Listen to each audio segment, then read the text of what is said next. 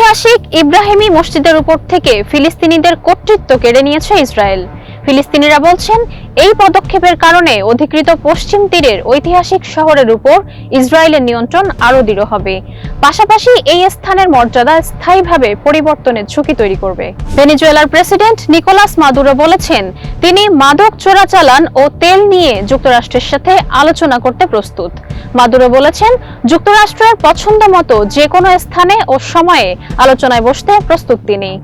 বছরের প্রথম দিন 1 জানুয়ারি সন্ধ্যা 7টা থেকে রাত 1টা পর্যন্ত 6 ঘন্টায় মস্কোকে লক্ষ্য করে একের পর এক বিস্ফোরকবাহী ড্রোন নিক্ষেপ করেছে ইউক্রেনের সেনাবাহিনী। এতে হতাহত বা ক্ষয়ক্ষতির কোনো ঘটনা ঘটেনি বলে জানা গেছে। ভারতের মধ্যপ্রদেশের ইন্দোরে দূষিত পানি পান করে এখন পর্যন্ত 9 জনের মৃত্যু হয়েছে। মৃতের সংখ্যা আরও বাড়তে পারে বলে আশঙ্কা করছে কর্তৃপক্ষ। ইন্দোরের ভগীরাথপুরা এলাকায় অসুস্থ হয়ে হাসপাতালে ভর্তি হয়েছেন কমপক্ষে 200 জন। মার্কিন প্রেসিডেন্ট ডোনাল্ড ট্রাম্প বলেছেন, ইরান শান্তিপূর্ণ বিক্ষোভ দমনে বল প্রয়োগ করলে তাতে হস্তক্ষেপ করবে যুক্তরাষ্ট্র। সামাজিক মাধ্যমে দেয়া এক পোস্টে তিনি বলেন, বিক্ষোভকারীদের উপর গুলি চালালে বা হত্যা করা হলে তাদের উদ্ধারে এগিয়ে যাবে যুক্তরাষ্ট্র। আফ্রিকার গাম্বিয়া উপকূলে 2 শতাধিক অভিবাসী নিয়ে একটি নৌকা ডুবে গেছে।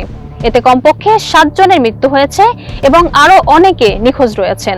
গাম্বিয়ার প্রতিরক্ষা মন্ত্রণালয় এক বিবৃতিতে এই তথ্য জানিয়েছে।